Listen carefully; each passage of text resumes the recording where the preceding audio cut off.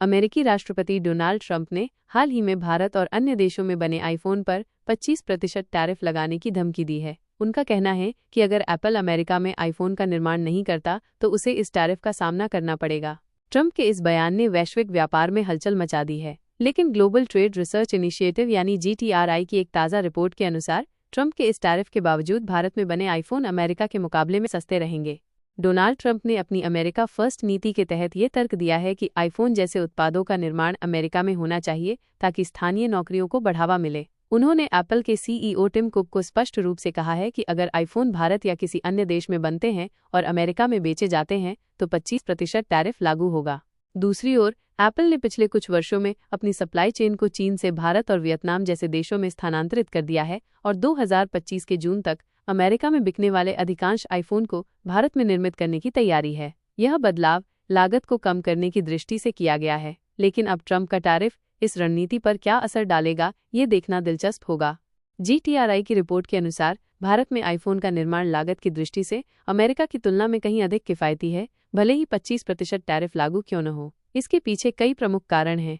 पहला तो भारत में उत्पादन लागत का कम होना है, क्योंकि भारत में आईफोन असेंबल करने वाले कर्मचारियों का मासिक वेतन लगभग $230 से $290 है, जो कि भारतीय रुपये में 20 से 25 हज़ार तक होगा, जबकि अमेरिका के कैलिफोर्निया जैसे राज्य में न्यूनतम मजदूरी $2,900 यानी 2.5 लाख रुपए तक पहुंच सकती है। इसका मतलब है कि एक आईफोन की असेंबल करने की लागत में भारत और अमेरिका के बीच 13 गुना का अंतर है, जो टैरिफ के प्रभाव को आसानी से बेअसर कर देता है। दूसरी ओर एप्पल ब्रांड सॉफ्टवेयर और डिज़ाइन के जरिए प्रति डिवाइस पर $450 का मार्जिन कमाता है। अगर एप्पल उत्पादन को अमेरिका में स्थानांतरित करता है तो श्रम लागत के कारण उसका लाभ $450 से घटकर केवल $60 ही रह जाएगा।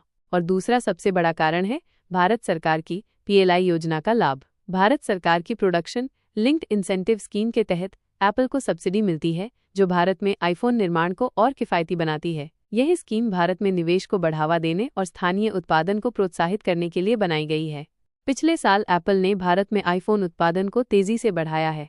फॉक्सकॉन, टाटा इलेक्ट्रॉनिक्स और पेगाट्रॉन जैसे साझेदार भारत में आईफोन असेंबली में महत्वपूर्ण भूमिका निभा रहे हैं। 2024 में भारत में $22 अरब मूल्य के आईफोन असेंबल किए गए, जो पिछले साल की तुलना में 60% अधिक है। फॉक्सकॉन ने हाल ही में तमिलनाडु में $1.5 अरब का निवेश किया है, जो भारत में एप्पल की प्रतिबद्धता को दर्शाता है। इसके अलावा भारत से आईफोन का निर्यात भी रिकॉर्ड स्तर पर पहुंच रहा है। यह एप्पल की उस रणनीति का हिस्सा है जिसमें वो चीन पर निर्भरता कम करके भारत को अपने वैश्विक आपूर्ति श्रृंखला का प्रमुख केंद्र बनाना चाहता है। ट्रंप का 25% टैरिफ निश्चित रूप से भारत से निर्यात होने वाले आईफोन की लागत बढ़ाएगा, लेकिन GTRI का कहना है कि ये वृद्धि इतनी नहीं होगी कि भारत में निर्माण की स्थिति प्रभावित हो। इसके उलट अगर एप्पल उत्पादन को अमेरिका में ले जाता है तो उच्च श्रम लागत और अन्य खर्चों के कारण आईफोन की कीमतें अमेरिकी उपभोक्ताओं के लिए कहीं अधिक बढ़ जाएंगी। इसके अलावा भारत पर लगाया गया 26% टैरिफ अन्य देशों की तुलना में कम है। इससे भारत को टैरिफ आर्बिट्रेज का लाभ मिलता है, यानी